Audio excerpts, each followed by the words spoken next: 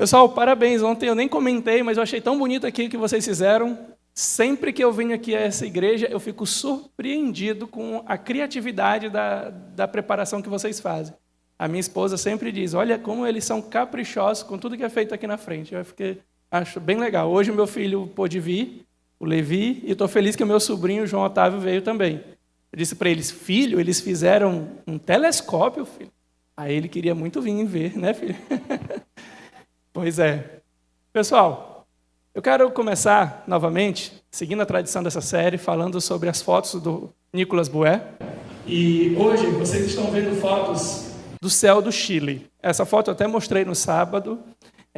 Alguém está no deserto de Atacama, um deserto enorme que tem no Chile, com um céu muito claro, olhando, e ele tirou a foto num momento especial e conseguiu fotografar duas manchas aí, que o tema da série de hoje vai falar delas. Aí são as duas famosas nuvens de Magalhães. Tá? E se você observar, deu certo, gostei, o pessoal da sonoplastia ficou ótimo aqui, o sensor. Se você observar aqui também, você está vendo aqui o céu lindo, maravilhoso. Falar nisso, já vou dar uma sugestão aqui, e a minha esposa disse que eu sou muito entrão, eu dou logo sugestões. Depois dessa série, vamos nos animar e vamos programar um passeio lá nos Lençóis.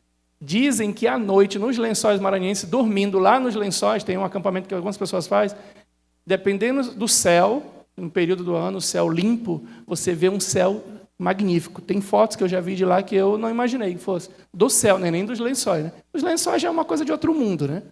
É uma coisa sensacional. Nunca esqueça a primeira vez que eu vi lá e eu tive aquela sensação, cara, nenhuma foto diz o quanto isso é bonito. Ela é muito mais bonito. Mas o céu lá, para quem está acampando, longe mesmo da cidade, diz que é fabuloso. Então, eu tenho a maior vontade de fazer isso. Mas vocês estão vendo aqui, ó, algumas fotos especiais que eu separei por uma razão. Todas elas têm uma característica. Além de mostrar esse céu lindo que vocês estão olhando, como eu disse ontem, são fotos reais, não são montagens, e eu nunca canso de dizer isso porque ainda me surpreende até hoje olhar essas imagens, mas todas elas têm algo em comum. O que há de comum em todas essas fotos que eu acabei de mostrar do Nicolas Buer? Vocês identificaram algo de comum? Uma mancha branca no céu. Viram? Uma mancha branca no céu, esbranquecida. Essa mancha que está aí, ó. Nas outras fotos, ela fica bem mais visível em algumas delas. Pois é, pessoal, essa mancha branca é a nossa galáxia, a galáxia que habitamos, a Via Láctea. E hoje, nossa conversa hoje é para falar delas, das galáxias, e não só delas, de aglomerados. Eu disse para vocês que hoje o tema vai ser um pouco mais inovador, porque o tema de ontem foi muito bom. Eu gosto muito daquele tema. Para quem não esteve ontem, vamos lembrar, começamos nossa jornada pelo universo através dos objetos menores, que são os planetas e o nosso sistema solar. E conhecemos o que são esses errantes, esses vagabundos, que é o nome original deles, que vagueiam pelo céu. Aprendemos o que eles são, entendemos o que aconteceu com Plutão, que em 2006 foi rebaixado de planeta para planeta anão, né? É até engraçado, ele foi rebaixado para planeta anão, né? Então, Plutão foi desclassificado de planeta para planeta não, ou planetoide. Nós falamos sobre algumas características dos planetas, falamos como Júpiter é enorme, falamos do Sol, que ele é simplesmente descomunal comparado com os outros planetas do Sistema Solar. Mas falamos que, apesar dele ser tão grande, o Sol, ele é também o quê? Pequeno comparado com algumas estrelas. Falamos de estrelas que cabem dentro dela mais de 2 bilhões de sóis. Sendo que no Sol, alguém lembra o que eu disse? Quantas planetas terras cabem dentro do Sol? 1.300.000 terras. Se você pegar a Terra e jogando dentro do Sol, caberia 1.300.000. E o Sol, dentro da estrela, vocês lembram? A estrela que eu falei, a maior estrela catalogada até hoje, a UY Scuti, dentro dela você pode colocar quase 3 trilhões de sóis. Então, vocês entenderam isso? Dentro da Terra dentro do Sol, cabem quantas terras? 1.300.000. E dentro dessa estrela cabe quantos sóis? Quase 3 trilhões. Aí você fica, credo. É, realmente assim. É algo para chocar. E na nossa reflexão ontem, nós falamos que aprendemos uma das lições mais importantes que todos devem aprender. Qual foi? Nós somos pequenos. E não só em dimensões, em conhecimento nós somos pequenos. Quantos de vocês tinham noção do quão grande, só com a palestra de ontem, de quão grande eram essas dimensões das estrelas? Poucos. Então nós agora aprendemos que tudo é muito grande e nós não sabíamos, realmente nós não sabíamos. E eu mostrei para vocês que esse é um passo que todos precisamos dar. Que inclusive diversos personagens bíblicos passaram por isso. Caíram do cavalo e se entenderam pequenos.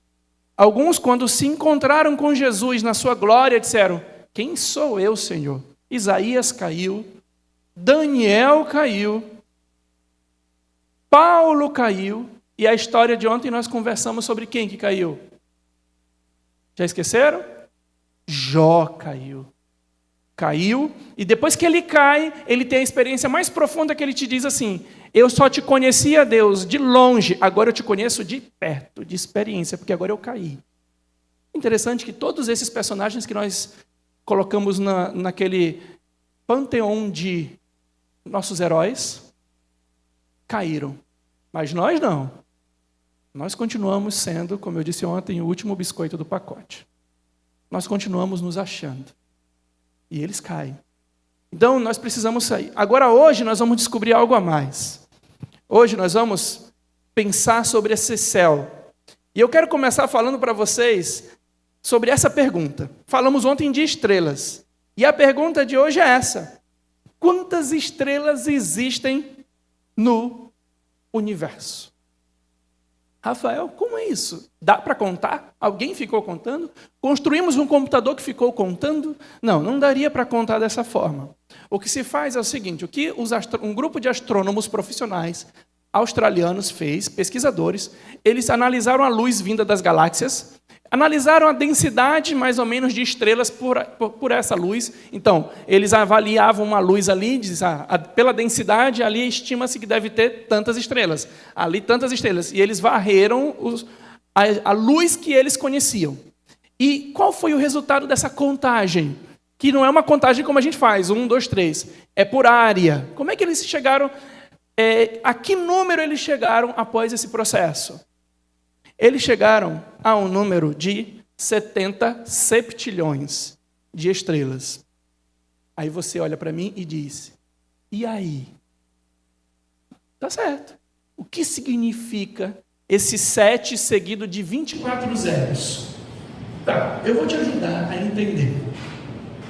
Quando você vai lá no Litorânea, num domingo de manhã, com a família, com os amigos, coisa muito gostosa de fazer, eu gosto de, às vezes, pegar minha bicicleta e ir para lá e caminhar, e aí passear no litorâneo ali. Você chega lá, faz o que a foto está dizendo. Você pega a areia na mão e você esfrega e pega aqueles grãozinhos lá. Tá certo? Imaginaram?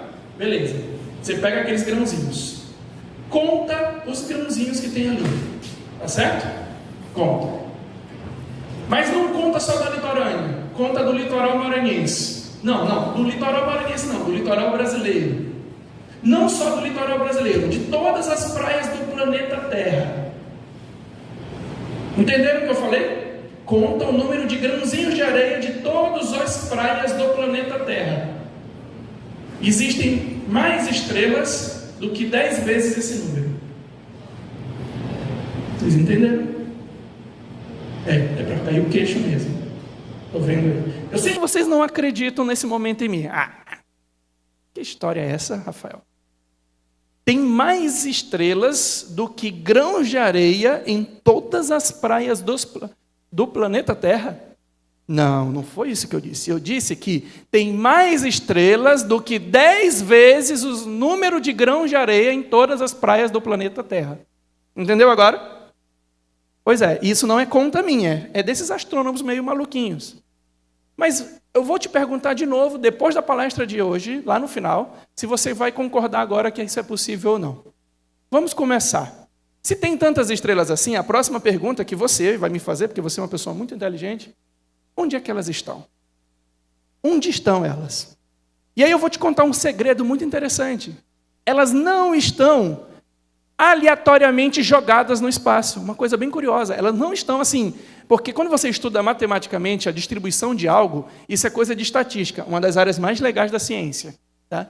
Toda uma celeuma e problemas que aconteceram aí nesse período de pandemia. Meu amigo Edric, médico que acompanhou toda essa jornada. Edric, não sei se você vai concordar comigo, mas muitos dos problemas que nós vivemos na pandemia teriam sido resolvidos se as pessoas soubessem um pouco de estatística. Concorda? Um pouco de estatística. Porque era um dizendo... aquele ali adoeceu, não pode. Aquele ali ficou bom, pode. Com estatística não funciona assim. Então a estatística é muito importante. E quando a gente analisa estatisticamente a distribuição das estrelas, eles perceberam uma coisa, elas não estão igualzinhas distribuídas para todo lugar. O que significa? Significa que elas estão acumuladas, tem regiões, elas estão ali distribuídas, mas existem regiões onde elas estão acumuladas, um pouco mais que outras. Elas estão distribuídas, mas tem regiões que têm mais estrelas que outras. E está aí uma foto real de um caso desse. Essa foto real está mostrando uma mancha esbranquecida. Com essa região aqui, pessoal, vocês concordam que vai ter mais estrelas que essa? Essa parte aqui, ó, que está mais iluminada, sim, ela tem mais estrelas que uma área como essa. E isso é normal. Essas regiões onde tem acúmulo de estrelas, essas cidades cósmicas de estrelas, são chamadas de galáxias. São as galáxias. E essa galáxia em especial é bem conhecida nossa. É a nossa casa, a Via Láctea. Nós estamos olhando a nossa galáxia, e eu vou colocar agora uma foto artística. Por que artística? Porque essa foto você pode entender por que ela é artística. Porque não dá para a gente tirar foto, porque nós estamos dentro dela, né? Então não vai conseguir ver assim, mas quando você analisa os estudos, os dados que vêm da Via Láctea, você descobre que ela tem essa característica. Ela tem essa espiral que sai do núcleo e ela vai crescendo. Ela é uma galáxia do tipo espiral. Já vou explicar mais ou menos o que quer dizer isso. E que nós estamos mais ou menos numa região aqui, ó, periférica da galáxia. Então não vai se achando porque você mora na península. Tu mora na periferia. Tu está aqui, ó, na periferia da galáxia. Tá certo? Então, todo mundo está na periferia, meus amigos. Dentro da nossa galáxia, nós temos cerca de 200 bilhões de estrelas. 200 bilhões só na nossa galáxia. E como o texto da Érica apresentou, para você atravessar a nossa galáxia daqui para cá, mais ou menos aqui, assim, ó, atravessar, você demoraria, indo à velocidade da luz, você demoraria cerca de 100 mil anos, indo a 300 mil quilômetros por segundo. Ela é uma galáxia linda, espiral, a massa dela é quase de 1 trilhão de massas do Sol. Tá? 1 trilhão da massa do Sol. E tem uma característica legal. Ó, outra representação de uma galáxia como a nossa, a espiral. Ela tem um disco aqui de gás, poeira, estrelas, e dentro aqui dela tem uma região central, um bojo. A gente chama de bojo na astronomia. E olha que interessante para você começar a ter noção do tamanho dela. Se a nossa galáxia tivesse 1 metro, então acompanha aí comigo esse raciocínio. Se a nossa galáxia tivesse 1 metro de diâmetro, imagina aqui, esse disco assim, 1 metro, é mais ou menos aqui, o que meu braço vai fazer. 1 metro. Se ela tivesse 1 metro, qual seria o tamanho do nosso sistema solar? Aquele bem grandão que a gente falou, que as dimensões dele são cerca de 100 mil vezes maior do que a distância da Terra ao Sol. Lembra lá? Nós falamos ontem no sistema solar, bem grandão. Se a galáxia tivesse 1 metro de diâmetro, qual seria o tamanho do sistema solar? Deixa eu te ajudar. Imagina na sua cabeça aí uma régua. Imagina uma régua aí. Imagina uma régua. Agora pega uma régua e pega a distância entre 2 tracinhos. Como é que a gente chama a distância entre 2 tracinhos que está lá na régua? Milímetro, não é o centímetro. O centímetro tem 10 tracinhos. A régua milimetrada, aquela comum que a gente tem, os dois tracinhos eles separam a distância de 1 milímetro. Pega aquela distância e começa a cortar ela com uma faca bem afiada. Corta 100 pedacinhos dela. Estão vendo? Imaginaram? Pega o milímetro, aquele entre dois tracinhos, e corta 100 pedacinhos. Seria o tamanho do sistema solar comparado com a Via Láctea se ela tivesse 1 metro. Pois é, essa é a nossa galáxia. Se o Sol fosse uma célula branca, a nossa galáxia seria do tamanho dos Estados Unidos. Então, é grande, não é, pessoal? Bem grande. Uma coisa curiosa sobre as galáxias é que elas são objetos recentes. E eu estou mostrando para vocês como elas foram fotografadas lá no início do século XX. Até 1923, eram imagens como essa que a gente tinha do céu. Umas manchas brancas, que não tinham nem o nome de galáxias. Elas se chamavam nebulosas. Todas as manchas brancas que eles fotografavam eram nebulosas. E aí a pergunta que existia era que tinha um mistério sobre as nebulosas. Qual era o mistério? E é bem legal essa história. O mistério era o seguinte: as nebulosas, elas estão dentro da nossa galáxia ou elas estão fora da nossa galáxia? E a maior parte dos astrônomos achava que todo o universo era só a nossa galáxia, a Via Láctea. E que as nebulosas estavam dentro da nossa galáxia.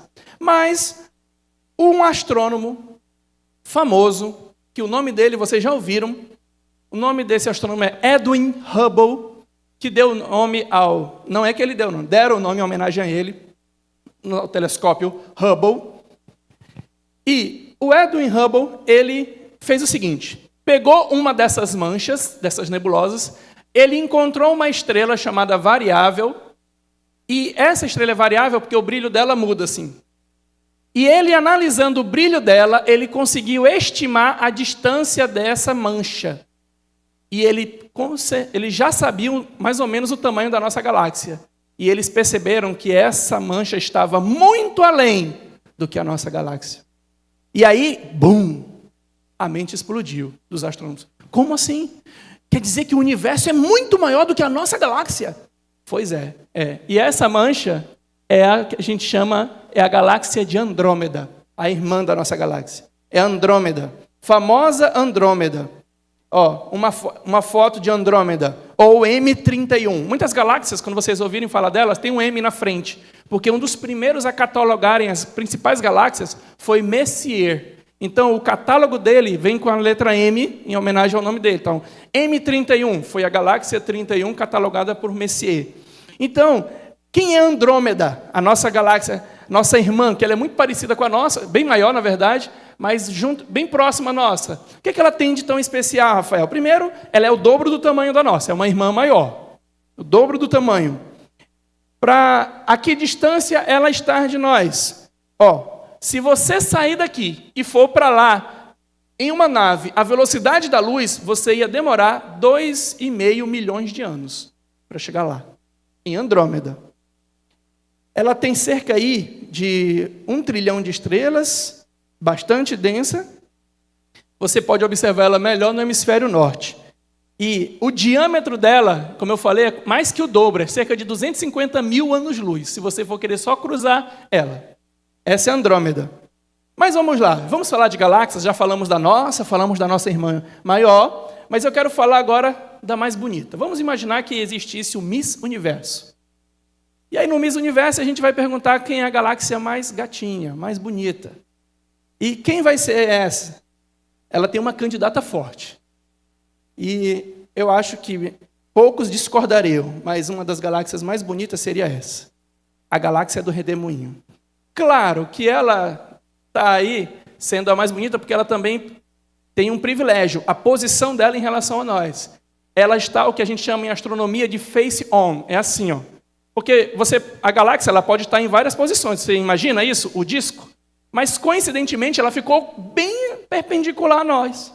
Então, nós conseguimos ver ela com essa beleza toda, os braços espirais bem definidos, o bojo aqui tem estrelas novas, aqui dentro são estrelas mais velhas. Ela é uma galáxia não muito grande, ela tem ali, se você for observar essa galáxia aqui, ela tem cerca de 30 mil anos-luz de diâmetro. tá? Então, ela, na verdade, de raio, 30 mil anos-luz de raio, ela não é muito grande, mas é uma das mais bonitas. E agora, para você entender que eu estou falando já há algum tempo sobre tipos de galáxias, eu falei, ela é uma galáxia espiral. Existem outros tipos de galáxia. E eu vou mostrar aqui para vocês um gráfico muito famoso, feito pelo Hubble, o Edwin Hubble. Ele classificou as várias galáxias. Esse grupo aqui, se você olhar, tem um E na frente. O que é esse tipo de galáxia, Rafael? São chamadas de galáxias elípticas. Elípticas porque elas têm uma forma ovalada aqui. Tá? Algumas são quase esféricas, outras são mais achatadas. E elas é uma galáxia com pouco gás e estrelas muito velhas. Nessa região aqui, você tem galáxias do tipo, vocês já podem dizer, espirais. As de cima são espirais não barradas e aqui tem uma barrinha no meio. E aqui tem umas que não quiseram se definir, nem para um lado nem para o outro, aí elas são chamadas de irregulares. Tá? Esses são os tipos de galáxias. Mas agora, a gente gosta muito dessa série de falar sobre dimensões e tamanhos. E eu queria falar sobre o tamanho. Quais são os tamanhos das galáxias aí, para a gente começar a pensar um pouco? E essa imagem ela é bem legal, porque ela fala das menores galáxias. E eu gosto muito dessa imagem porque ela é didática. Você está vendo aqui a nossa galáxia, uma representação da nossa galáxia. E aqui são imagens em proporção de tamanho. Então, por exemplo, você está vendo uma manchinha aqui? É uma galáxia. Olha como ela é bem menor que a nossa. Todas essas outras são menores que a nossa galáxia. Então, existem muitas galáxias menores que a nossa. Tá? Também nós temos galáxias maiores. E como maiores, Rafael? É porque você não percebeu, mas aqui é a nossa galáxia. E aqui são outras galáxias, maiores que a nossa. Mas, como você é curioso, você deve estar se perguntando assim, tudo bem, e qual é a maior? A gente vive falando de coisas maiores aqui nessa série. E qual é a maior galáxia? E eu vou contar um pouco para vocês do que temos de galáxias registradas. Seria, então, a maior galáxia essa? A M87, em Virgo? Ela é uma galáxia que, se você quiser chegar lá, você vai demorar a velocidade da luz, o tempo de 53 milhões de anos. Ela já tem um diâmetro de 980 mil anos-luz. Tá? Então, você demoraria só para atravessar ela quase 1 milhão de anos, a velocidade da luz, só para atravessar ela. Ela possui alguns trilhões de estrelas. E essa foto é bem legal. Por quê, Rafael? Porque você está olhando o tamanho dela comparado com quem? Com Andrômeda e com a nossa galáxia pequenininha. Ela é grande, né? Grande. Mas não é a maior registrada. A maior galáxia registrada é essa daqui. Está aqui, ó. É essa manchinha aqui, ó. IC 101. A IC 101 é a maior galáxia registrada. Ela tem um diâmetro de 5,5 milhões de anos-luz. Possui 100 trilhões de estrelas. E para você chegar lá, você demoraria 1 bilhão de anos indo à velocidade da luz. Aí você diz, mas ela não parece grande coisa, Rafael. Por que você está falando tanto? Tudo bem. Como eu gosto de impressionar, está aqui. Esse é o tamanho dela. E essa é a M87 que eu mostrei ainda agora. E essa é a Andrômeda. E esse pontinho quase não visto é a nossa Via Láctea. Pois é. Mas essa é a maior galáxia registrada. Não quer dizer que não existam outras maiores. E aí fica uma pergunta para nós. Seriam as galáxias as maiores estruturas do universo? Seriam as galáxias... Quando nós falamos essa palavra, gente, estruturas, é que quando se estuda o universo, estrutura é algo que está conectado gravitacionalmente, que tem uma conexão gravitacional. Tipo, a Lua e a Terra formam um sistema, né? A gente chama de um sistema binário, que elas estão conectadas gravitacionalmente. Então, o que é galáxias? Ela é uma estrutura que conecta as estrelas que a pertencem. Seriam as galáxias as maiores estruturas do universo? Aí eu vou te contar que não. Porque eles descobriram que as galáxias, não só as estrelas estão acumuladas em galáxias, e vocês perceberam que as galáxias em geral têm 100, 200 bilhões, a IC 101 tem quantas estrelas? 100 trilhões de estrelas só nela. Só nela. Mas a questão legal é que as galáxias também se juntam. Gente, não é só você que forma panelinha. As galáxias também formam panelinhas. E elas se juntam, formando as menores panelinhas de galáxias, que são chamadas, sabe quem? Os grupos de galáxias. Quando você tem 50 galáxias ali reunidas ou menos, você tem grupos de galáxias. E aqui você está vendo uma representação computacional de um grupo nosso, chamado o grupo local. Local porque nós estamos dentro dele. Aqui é a nossa galáxia, aqui é a galáxia de Andrômeda, tá certo? E aqui tem mais cerca de 50 galáxias menores. As duas nuvens de Magalhães, a grande e a pequena nuvem de Magalhães, estão aqui, também são galáxias. Cada ponto desse está cheio de estrelas, com bilhões de estrelas. E eles formam esse grupinho aqui, todo conectado. E quem manda nesse grupinho aí são as duas maiores. A Via Láctea e Andrômeda. E para você ter uma noção, vamos lembrar, se esse grupo de galáxia fosse um círculo de 1 metro de diâmetro, de novo, se o grupo fosse um círculo de 1 metro de diâmetro, a nossa galáxia teria 1 centímetro. Então, para você ter uma ideia das dimensões que nós estamos falando. Então, a nossa galáxia teria 1 centímetro. Vocês lembram do que eu falei sobre o tamanho da nossa galáxia em relação ao sistema solar? Vocês lembram? Que se a galáxia nossa tivesse 1 metro, o sistema solar teria 1 milímetro separado em quantas partes? Em 100. Pois é. Mas seria então o grupo local a maior estrutura do universo? Não. Porque as galáxias não só se reúnem em grupo. Quando você tem um número muito grande de galáxias, você tem agora o que a gente chama de aglomerado de galáxias. Então, o que é um aglomerado? É uma reunião de galáxias. E você está vendo aí, fotos reais de astronomia, aqui de 2 aglomerados, o Max e o Abel. Aqui está repartido aqui, são 2 fotos. E quando você olha uma foto dessa, você diz, bonitinha, né? Toda coloridinha. Só vou te dar uma informação. A maioria das coisas que você está vendo, a maioria absoluta, não são estrelas, tá? Cada ponto luminoso desse que você está vendo, sabe o que são? Galáxias. Cada ponto desse tem bilhões de estrelas. O maior aglomerado, próximo aqui, nós temos um aglomerado próximo. É o aglomerado de Virgem. Esse aglomerado de Virgem, ele é gigantesco. Só para você ter uma ideia, ele ocupa 20 milhões de anos-luz do espaço, para você atravessar esse aglomerado.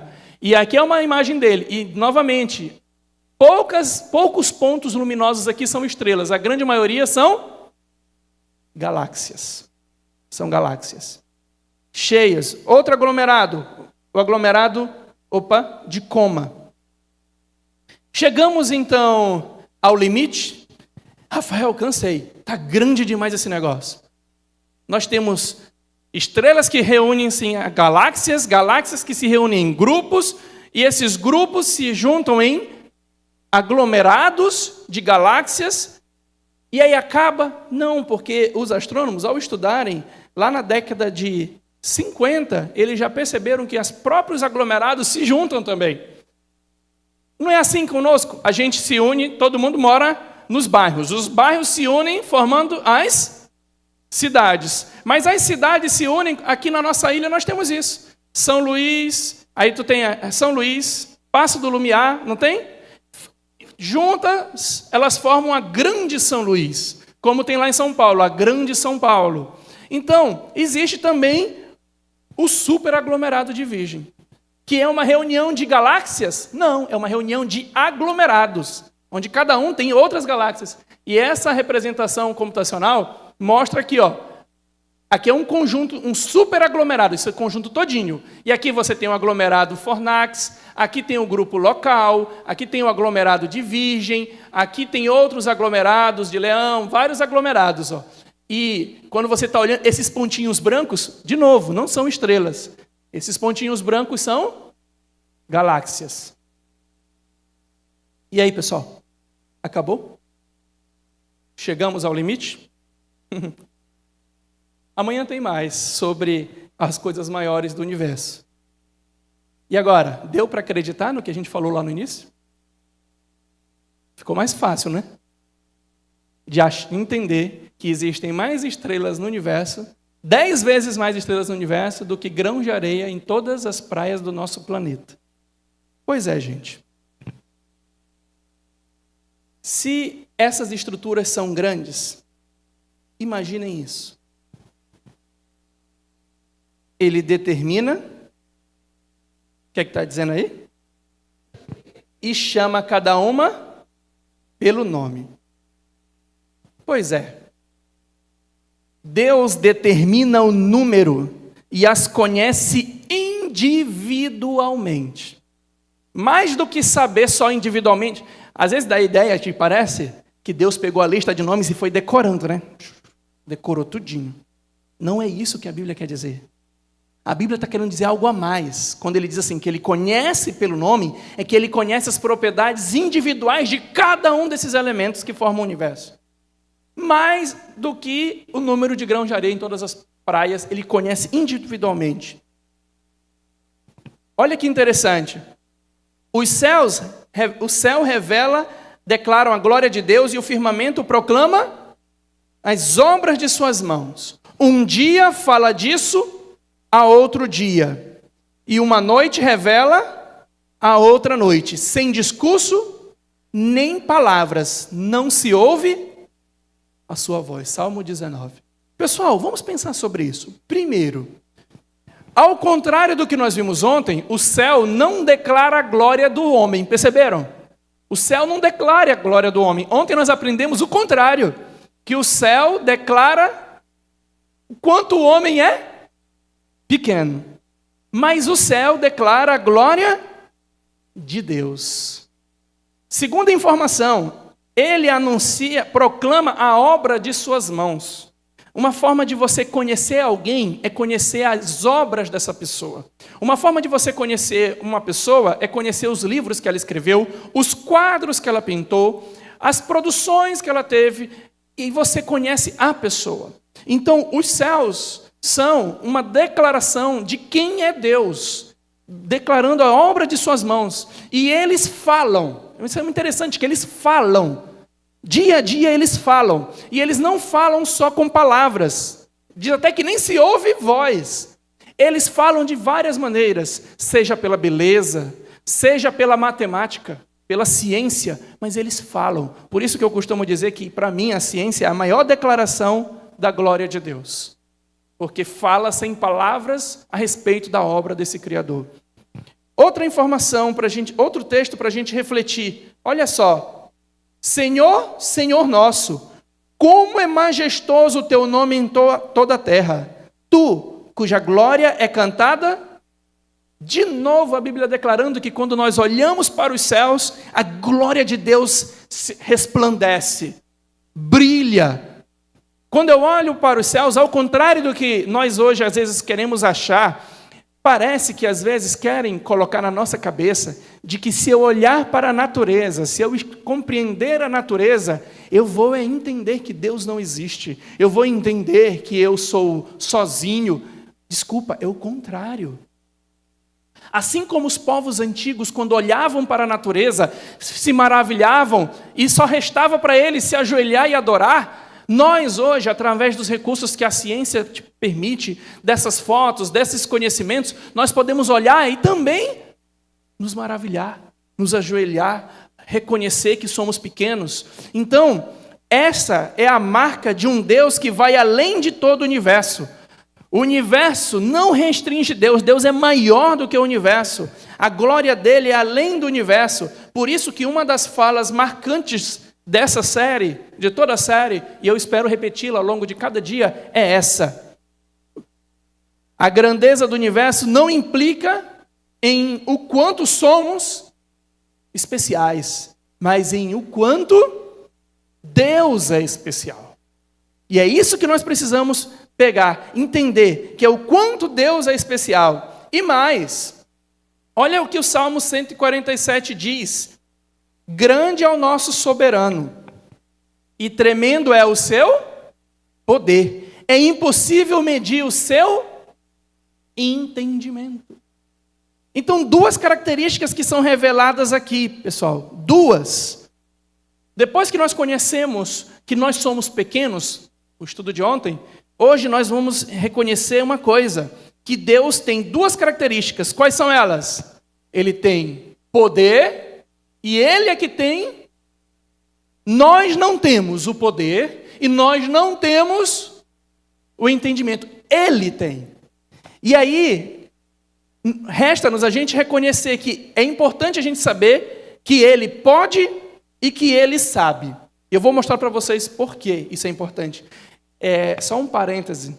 De todos os 8 episódios, não sei quanto aos 2 novos, que vai ser sexta e sábado, mas dos anteriores, dos 5 que eu tinha feito antes, o de hoje é o que eu mais gosto. Eu falei isso no Instagram, falei no WhatsApp, divulgando para os amigos, é o que eu mais gosto. Fico feliz de vocês terem vindo hoje.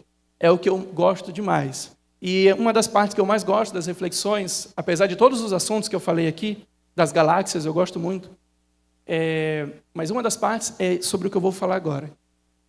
Quando a gente pensa sobre Deus e vê do Salmo 147, a gente precisa saber que Ele pode e que Ele sabe. A gente precisa saber essas duas coisas, e eu vou tentar mostrar para vocês por quê. Primeiro, por que eu preciso saber que Ele pode? Eu vou fazer uma pergunta. Vocês lembram da analogia que eu contei ontem?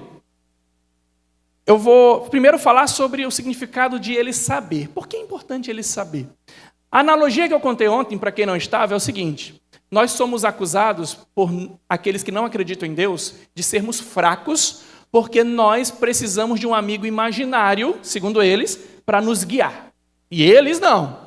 Quem não acredita em Deus é o corajoso, é o capaz de caminhar na jornada da vida com coragem e vencer os obstáculos com sangue no olho. E nós somos os covardes que precisamos dia e noite ficar pedindo para o amigo imaginário nos ajudar. Só que eu comentei a vocês, através da analogia de 2 pessoas perdidas na floresta, de que se você tem 2 pessoas realmente perdidas na floresta, que não conhecem a floresta, perdida é isso, pessoas que não conhecem a floresta, se você tem essas 2 pessoas ali, quem é mais forte? Aquele que se diz, eu sei o caminho, pode me seguir. Detalhe, você sabe que ele não conhece, mas ele diz, eu sei. Ou é aquele, eu não sei, preciso de ajuda. Quem é o melhor? Quem está em melhores condições? Perceberam? Pois é. Agora estamos nós nessa floresta, perdidos, reconhecendo como aprendemos a lição de ontem. Nós estamos perdidos, precisamos de ajuda no meio da floresta. Nós precisamos de quem para nos ajudar? O que a gente precisa de alguém quando a gente vai fazer um guia, um trekking pela floresta, uma caminhada? A gente precisa de um guia, não é isso? Então a gente precisaria de um guia, vocês concordam? Entenderam? Nós precisamos de um guia. E o guia é aquele que sabe, não é aquele que sabe? Mas eu vou te dizer mais, sabia que existe alguém melhor do que o guia para nos guiar pela floresta? Quem seria? Aquele que plantou as árvores. Melhor do que alguém que estudou o mapa da floresta, eu gostaria de caminhar com quem plantou cada uma das árvores, que as conhece e chama pelo nome. Por isso que nós precisamos reconhecer que Ele sabe. Pare de achar que você sabe. Ele sabe. Ai, eu sei o que me faz feliz. Sabe não, meu amigo. Ele sabe. Eu sei o que é bom para o meu corpo. Sabe não. Ele sabe. Eu sei o que é bom pensar. Sabe não. Ele sabe. Ele sabe. É o que nós precisamos entender. Segundo, o texto fala que ele tem poder. Não é disso de lá? Ele sabe e ele tem poder. Não é dito no texto? Mas eu queria perguntar. O que torna ele... A minha pergunta para vocês aqui é essa. Nós vamos agora nos concentrar nessa característica do poder de Deus. E aí, quando a gente fala no poder de Deus, qual é um dos primeiros pensamentos que nós temos? Ele criou o universo, ele é poderoso porque ele criou o universo, não é assim? Inclusive, uma das músicas de adoradores é essa. Ele é o criador do universo, uma música linda, por sinal. Toda vez que nós falamos sobre Deus ser poderoso, a gente lembra que Ele criou tudo. Mas eu vou te dizer uma coisa. Será que ser o mais poderoso é uma coisa? Mas será que isso torna Deus o Todo-Poderoso? Deixa eu explicar para vocês, é uma diferença pequena. Ser o mais poderoso é o que criou o universo, não tem como, não tem ninguém maior do que Ele. Ele criou o universo, Ele é o mais poderoso, forte. Mas será que Ele é o Todo-Poderoso? Que a Bíblia diz que Ele é o Todo-Poderoso. O que tornaria Deus o Todo-Poderoso? Pense. Por que você está chamando a gente para pensar nisso, irmão? O que você quer? Eu quero que você pense no seguinte. Haveria algo que mesmo o Criador do universo não poderia fazer, tendo o poder de criar todo o universo? Será que haveria algo? Porque assim, para Ele ser o Todo-Poderoso, Ele tem que poder fazer tudo. Vocês entenderam? Ser o mais poderoso é relativo, depende de quem você está relacionando. Tem todo mundo aqui, Ele é o mais poderoso. Agora, ser o Todo-Poderoso, Ele tem que fazer tudo. Vocês concordam comigo? Teria algo que mesmo Deus, sendo capaz de criar o universo, não poderia fazer? Aí eu vou te perguntar. Imagina Hitler com o poder de criar todo o universo. Vou te ajudar a responder essa pergunta. Imagina o ditador Hitler, que mandava matar pessoas no café da manhã. Imagina ele com o poder de criar todo o universo. Será que teria alguma coisa que ele não poderia fazer? Mesmo com o poder, mesmo Hitler tendo o poder de criar todo o universo, será que teria alguma coisa que ele não poderia fazer? Conquistar? Eu acho que sim. Tem uma coisa que ele não poderia conquistar. Sabe quem? O nosso amor. Os nossos corações. Ele nunca conquistaria. Ele poderia criar todo o universo, mas no máximo nós o serviríamos por medo. O máximo, para conquistar seres inteligentes, para ser o Todo-Poderoso, eu tenho que conseguir conquistar seres inteligentes, que eu criei. Hitler, se tivesse todo o poder de criar o universo, ele ainda não conseguiria conquistar o meu coração. Mas esta é a palavra do Senhor para Zorobabel. Não por força, nem por violência, mas pelo meu Espírito, diz o Senhor dos Exércitos.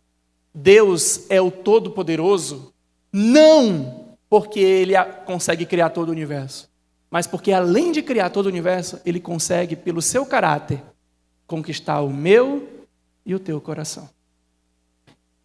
É o caráter de Deus que torna Ele o Todo-Poderoso. E isso, para mim, foi uma das reflexões mais importantes de toda essa série. É o caráter de Deus. E qual é esse caráter? 1 João 4,8. Quem não ama, não conhece a Deus. Por quê? Deus é amor. Essa é a sua maior grandeza. Esse é o seu maior poder. Ser amor. Ser todo amor. Mais do que seu poder de criar o universo, podemos confiar nele por causa do seu caráter. E o texto continua de Salmos 33, mas o Senhor protege aqueles que o temem e os que firmam a esperança no seu amor, para livrá-los da morte e garantir-lhes vida, mesmo em tempos de fome. Pessoal, isso aqui tem uma declaração muito forte. Existe uma linha de pessoas que acreditam em Deus que seguem o que a gente chama de deísmo. Vocês já ouviram falar no deísmo? Deísmo são pessoas que acreditam que existe um Criador, mas que Ele não se importa conosco. É como se Ele tivesse criado e largado. Então é um Criador que é extremamente cruel. Cria e deixa a gente lá sofrendo. Não liga para nós. É grande demais para ligar. A Bíblia não permite essa compreensão sobre Deus.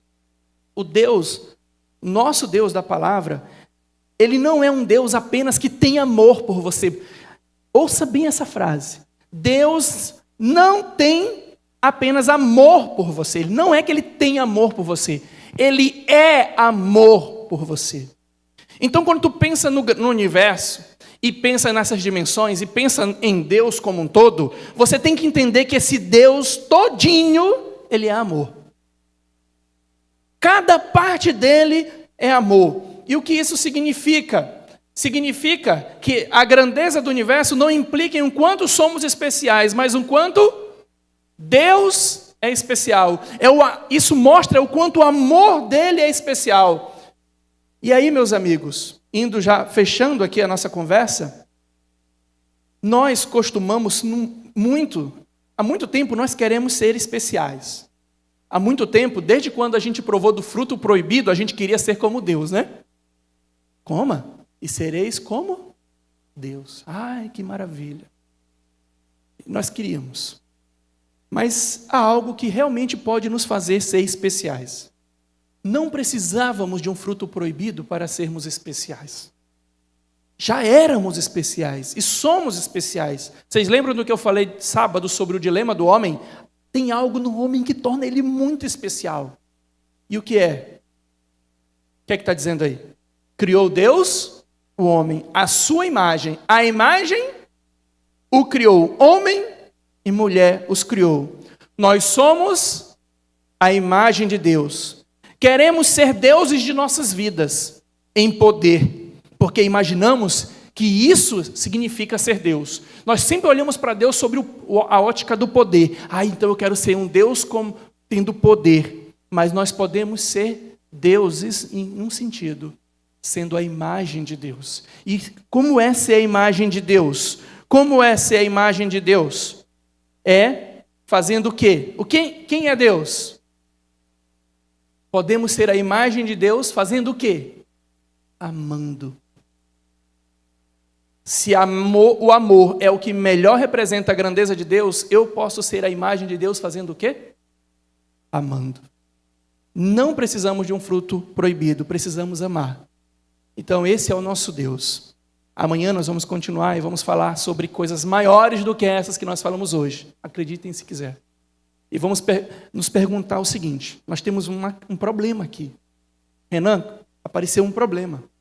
Seres muito pequenos, incapazes, sem poder, sem conhecimento, e um ser muito grande, com poder e com conhecimento. Então existe um abismo separando. Um abismo do tamanho do universo. Amanhã nós vamos pensar em como Deus transpôs esse abismo.